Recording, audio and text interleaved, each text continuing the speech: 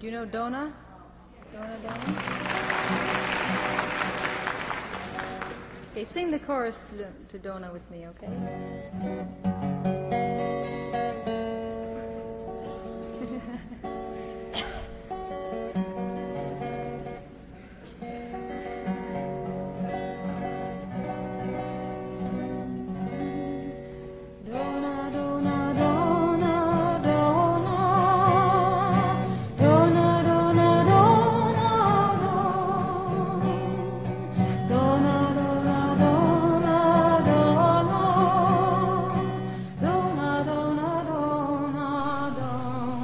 Buenas tardes, aquí estamos para hacer este pequeño especial de mujeres que hicieron historia y que se metieron en la piel de los hombres cuando eso era súper difícil. Vamos a ver si os gusta. Hoy dedicaré este especial de Talavera no se entera a mujeres que se han sabido hacer un pequeño hueco en un mundo de hombres. Y bueno, como por alguna había que empezar, voy a empezar por una que está de plena actualidad porque es la presidenta de Brasil, Dilma Rousseff, que, como ya sabéis, es la sucesora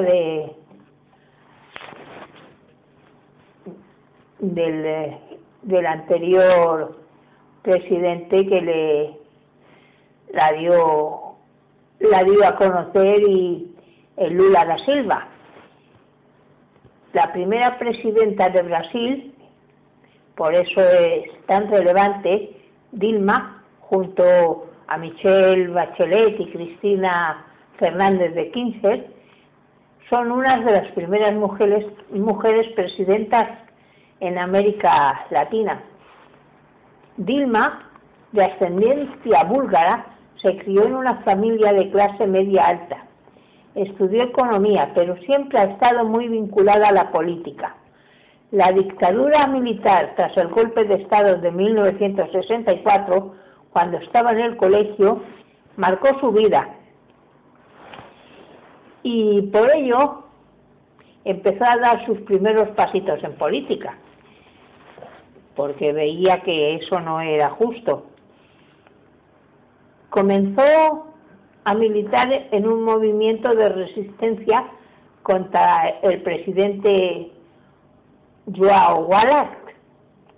Su lucha la llevó a ser condenada por un tribunal militar a 3 años de cárcel. Durante su detención fue torturada como muchísimas mujeres y hombres en aquel tiempo en ese país. A medida que Brasil se iba abriendo democráticamente, Dilma militó en otros partidos hasta que en el 2011 ingresó en el Partido de los Trabajadores de Lula da Silva, y con él fue ministra de Minas y jefa de gabinete hasta el 2010, y que fue elegida presidenta del país. Bueno, pues esta es una de las mujeres que ha sabido sacar como ha podido las uñas para estar ahí haciendo historia. Creo que la cosa va a seguir igual, porque me parece que va a volver a tener otra reelección que va a ganar.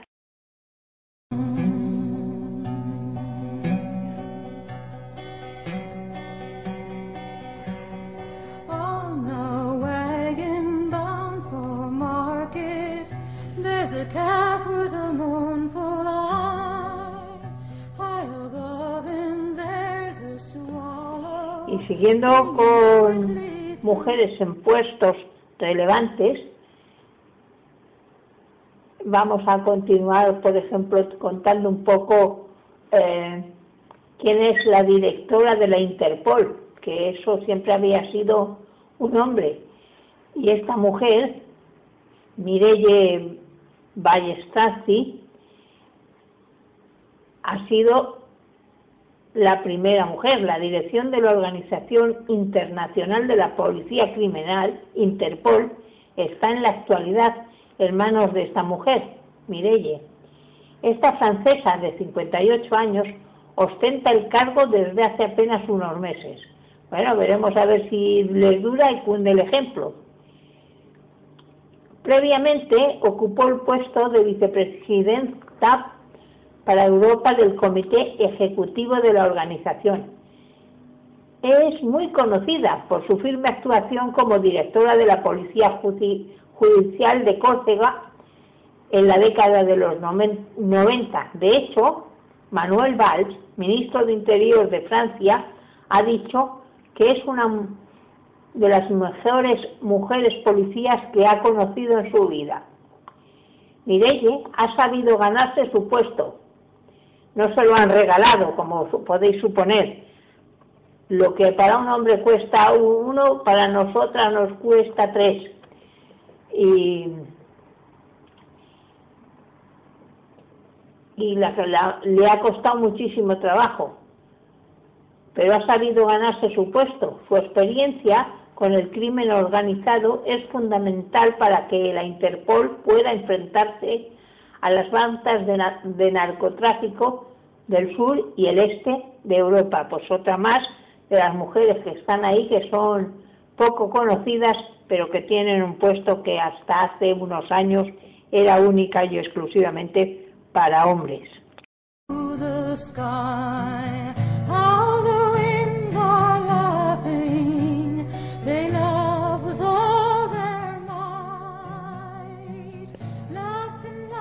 Y siguiendo con mujeres que marcaron época en todos los ámbitos de la vida, pues vamos a hablar un poco de María Montessori, que nació pues en agosto de 1870 y falleció en mayo de 1952.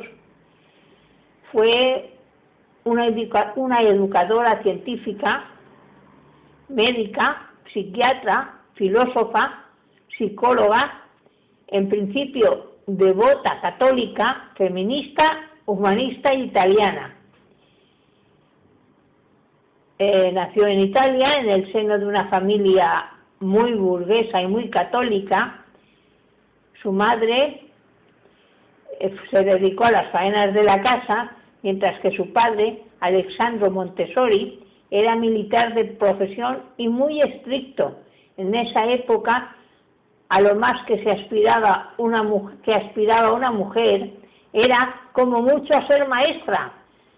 O sea, aunque en su familia se reconocía el derecho a cierta educación en las mujeres. Estudió ingeniería a los 14 años, que era un portento. Luego biología y por último es aceptada en la Universidad de Roma, en la Escuela de Medicina, a pesar de que su padre se oponía tremendamente y no quería que su hija fuera a la universidad más, y menos a medicina. Pero ella siguió y en 1896 se graduó como primera mujer médico en Italia. Fijaros que de lo que estamos hablando, ella en 1800, y cómo las mujeres hemos ido con uñas y dientes intentando abrirnos el camino que nos era negado solamente por el hecho de ser mujeres. Fue miembro de la Clínica Psiquiátrica Universitaria de Roma. Más tarde estudió antropología médica y obtuvo un doctorado en filosofía, época en la que asiste a uno de los primeros cursos de psicología experimental. Fue contemporánea de Freud y desarrolló su propia calificación de enfermedades mentales. Aunque el régimen de Mussolini la distinguió como miembro honorario, ella acosó públicamente al fascismo, de formar a una juventud según sus moldes brutales y a convertirlos en pequeños soldados. Sus opiniones Pues ya podéis imaginaros, al régimen de Mussolini le saltaron como una patada allí mismo y no le quedó otra alternativa que exilarse. Abandonó Italia en el 33 porque además clausuraron sus escuelas y se fue a Barcelona a vivir y estuvo allí viviendo un tiempo. Luego, oyéndose la tostada de que lo que venía, se volvió a ir a Holanda con su esposo y con su hijo y regresó a Italia en el 47 para ayudar a la reorganización de escuelas y reanudar las clases en Roma. Pero no se quedó. Al final, en 1949 se estableció definitivamente en Holanda, en Ámsterdam, y ese año publicó un libro y en 1950 fue nombrada doctora honoris causa por la Universidad de Ámsterdam. En 3 oportunidades fue nominada para el Premio Nobel en el 49, en el 50 y el 51. Pero como era mujer, pues en Holanda, pues nada, hasta que falleció en Holanda, tenía 82 años de edad cuando falleció, pero su pensamiento sigue vivo y sus terapias se siguen impartiendo en muchas instituciones educativas alrededor del mundo que aplican los métodos que ella puso en marcha. Y tiene muchas frases célebres, no sé si yo es que he leído muchas cosas sobre ella, y una de sus frases, pues decía así, a ver si lo encuentro por ahí: nadie puede ser libre a menos que sea independiente. Por tanto, las primeras manifestaciones activas de libertad individual deben ser guiadas de tal manera que a través de esa actividad un niño puede estar en condiciones para llegar a la independencia. Esto va también por las mujeres, que ya era una adelantada a su tiempo.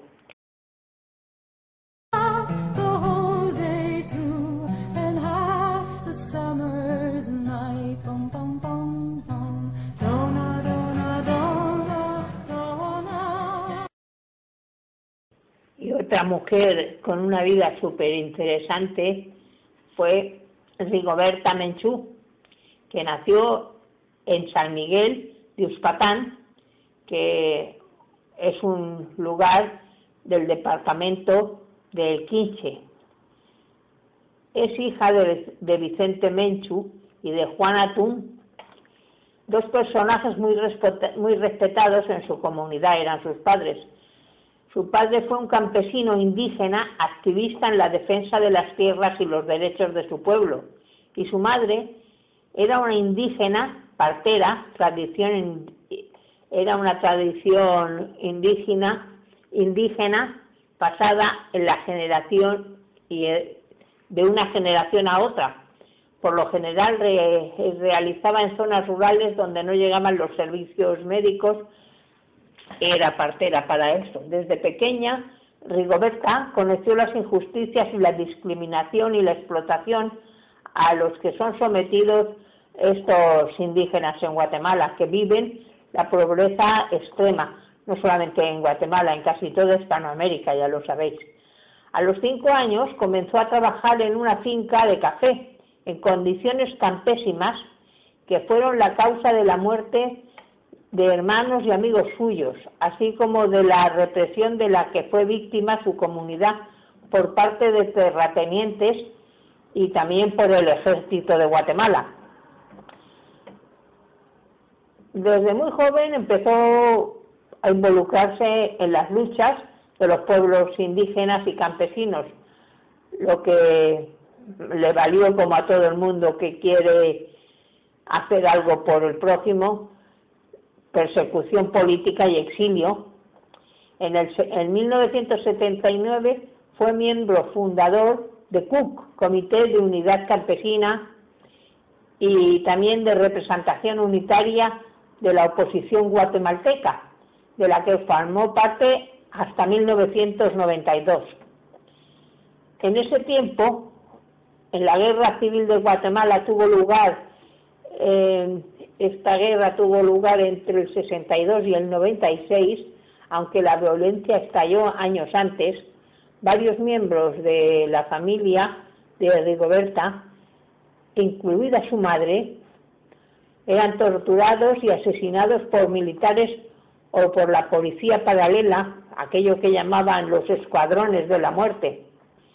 El 31 de enero de 1980, su padre, Vicente, fue uno de las 37 personas en las que se contaba el cónsul español que estaba por allí por aquel entonces, Jaime Ruiz del Árbol, y que la policía de Guatemala quemó vivas con fósforo blanco en la masacre de la embajada española y en la ciudad de Guatemala.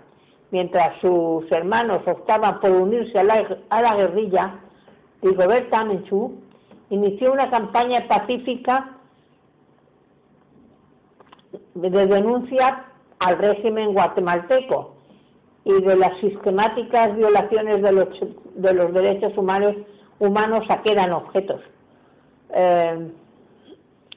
Los campesinos, sin otra ideología que el cristianismo revolucionario, aquello que habréis oído hablar, de la teología de la liberación, ella misma personificaba el sufrimiento del pueblo con mucha dignidad, y para escapar a la represión se exilió en México, donde publicó una autobiografía en 1983. Recorrió el mundo con su mensaje y consiguió ser escuchada hasta en las Naciones Unidas. En 1988 regresó a Guatemala protegida por su prestigio internacional para continuar denunciando las injusticias. En 1992, Rigoberta Menchú fue reconocida con el Premio Nobel de la Paz, coincidiendo con la celebración oficial del 5º centenario del descubrimiento de América, a la que Menchú se había opuesto por ignorar las dimensiones trágicas que aquel hecho tuvo para los indios americanos. Esto ya era de ellos, lo saben que hemos sido los asesinos. Su posición le permitió actuar como mediadora en el proceso de paz entre el gobierno de Guatemala y la guerrilla, iniciándolo en los años siguientes. Gran parte de su popularidad se debe a su libro autobiográfico de 1882-1983, Me llamo Rigoberta Menchú y así me nació la conciencia, y fue escrito por Elizabeth Burgos a partir de sus conversaciones con ella. Bueno, ya sabéis que fue reconocida en el 92 con el Premio Nobel de la Paz, y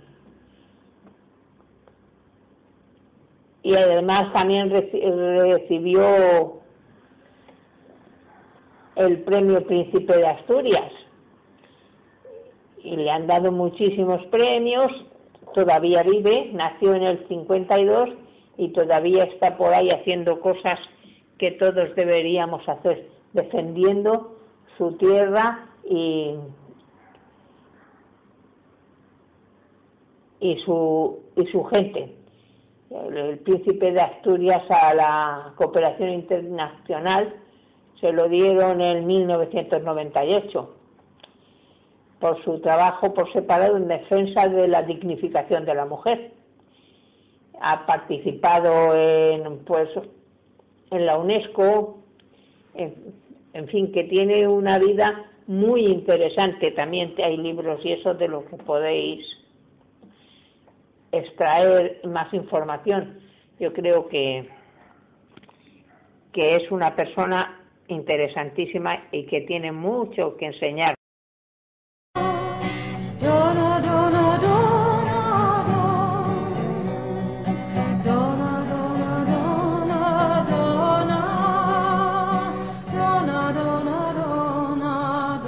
Y siguiendo con mujeres con una vida muy ejemplar y muy interesante, tenemos a Rosa Parks, que antes se llamaba, antes de casarse, se llamaba Rosa Louise McCloskey, y nació en febrero, murió en el 2005. Estuvo muy involucrada en el movimiento de los derechos civiles en los Estados Unidos. Ella era negra y pues estuvo en especial por haberse negado a ceder el asiento a un blanco y a moverse de la parte de atrás del autobús en 1955. En el sur de Estados Unidos ya sabéis que no se podía ni mear en los sitios de los blancos ni nada, los tenían totalmente como si fueran todavía esclavos, aunque ya no había esclavitud en Estados Unidos, pero sí que la había porque ella en el sur de Estados Unidos acabó en la cárcel por esa acción, lo que se cita con frecuencia como la chispa del movimiento y se reconoce como la primera dama de los derechos civiles. Si ya bien, por aquel tiempo ya existían precedentes de otra mujer que también hizo algo parecido, Claudette Colvin, que fue arrestada por la misma causa, un 2 de marzo del mismo año. Y en el 1950 se unió a los derechos civiles. Se empleó como secretaria en Alabama de dicha asociación por los derechos civiles en diciembre del 55 en Montgomery. Rosa se negó a obedecer al chofer de un autobús público, el cual quería obligarla a ceder el asiento a una persona de raza blanca. Fue encarcelada por su conducta, acusada de haber perturbado el orden. Menudo orden, ¿verdad? El racismo que hay y que todavía hay gente que lo siga practicando. En respuesta al encarcelamiento de Rosa, Martin Luther King, un pastor bautista que ya sabéis que ha sido bastante importante, yo creo que todas le conocéis, habéis oído hablar, vamos, ya ha muerto también se le cargaron, era pastor bautista y muy conocido actualmente por las cosas que hizo. El Martin Luther King condujo la protesta a los autobuses públicos de Montgomery, en los que colaboró también la activista y amiga de la infancia de Rosa, que era Johnny Carr, y que simplemente convocaba a la población afroamericana a organizarse para transportarse con sus propios medios y no tomar los autobuses como los autobuses terminaban recibiendo pocos o ningún pasajero, comenzaron a dar déficit, lo que se hizo necesario que las autoridades del transporte público terminaran con la práctica de esa segregación racial. Este suceso inició más protestas contra las prácticas de la segregación, pero esto se llevó a cabo. Si no se hacen cosas así, nunca se consigue nada, sea de lo que sea. Las luchas están en la calle y eso es lo que hay que hacer. Pero en el caso que nos ocupa de Rosa Parks, en el 56 la lucha judicial contra la ley de la segregación de Montgomery y de Alabama finalmente llegó a las Cortes Supremas de los Estados Unidos, que declaró inconstitucional la segregación en el transporte. La Rosa se convirtió en un icono del movimiento de los derechos civiles.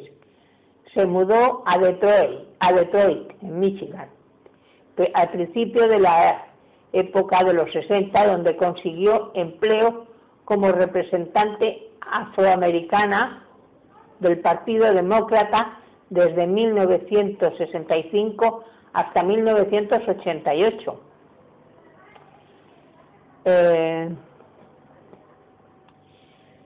Mientras pocos historiadores dudan sobre la contribución de Parks, el movimiento de derechos civiles y el valor a negarse a ceder su asiento, algunos de ellos han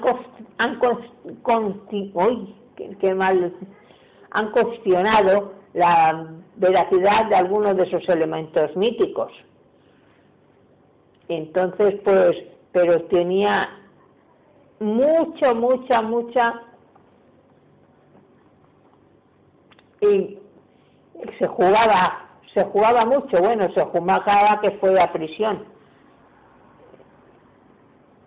El caso de Rosa se considera revolucionario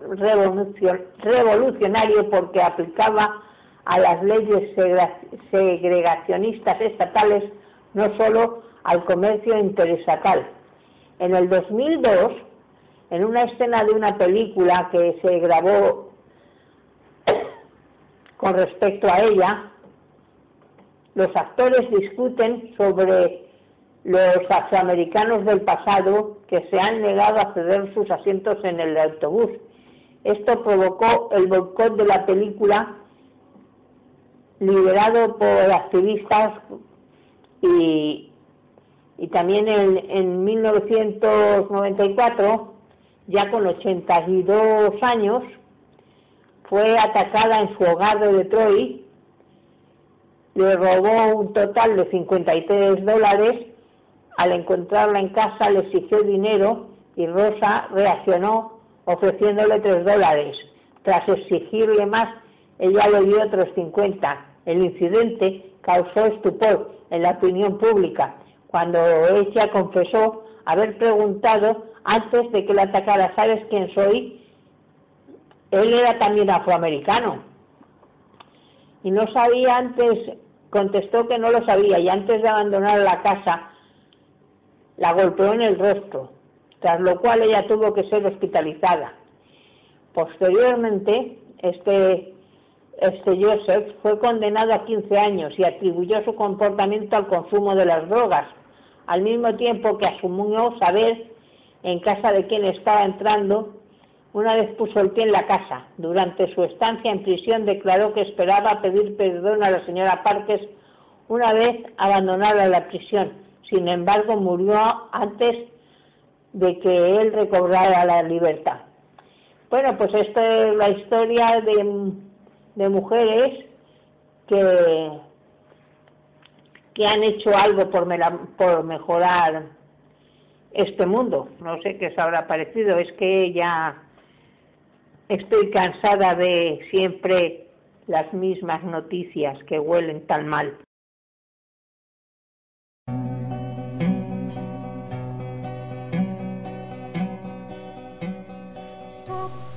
Pues sí, las mismas noticias que no he querido dar, ya sabéis. La operación Madeja, la operación Burgal, la operación... Bueno, esto es un sin parar de corruptos. Huele este país a cerdo podrido, que es lo que son. Y sigue uno saliendo y sigue otro saliendo. Y no sabe una ya qué pensar, porque cada día te levantas con un saco más que tragar. Por eso he querido hacer este especial. Y ya pues terminando estos minutos, decir que se han quedado muchísimas mujeres más en el tintero, pero que con la media hora pues no daba tiempo a mucho más. Y ya sabéis, entre ellas pues por ejemplo Hildegard, que ahora está por ahí con unos libros, con un libro que han escrito, pero ya se ha escrito mucho de ella, se hizo hasta una película, y cantidad de mujeres en la historia de España y en la historia del mundo que han sido pioneras en muchas cosas, porque no solamente como activistas. La actriz Margarita Sirgu, yo que sé, muchísimas de ellas. Lo que pasa es que claro, no tenemos programa suficiente.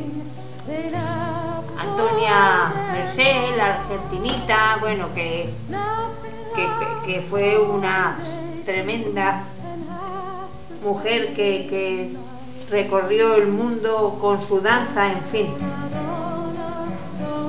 Victoria Kent, directora general de prisiones en el tiempo de la República, yo que sé, muchísimas.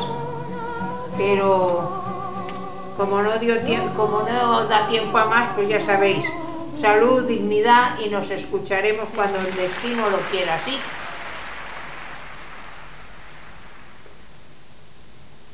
Madre, anoche en las trincheras, entre el fuego de metralla, vi al enemigo correr. La noche estaba estrellada, apunté con mi fusil al tiempo que disparaba y una luz iluminó el rostro que yo mataba.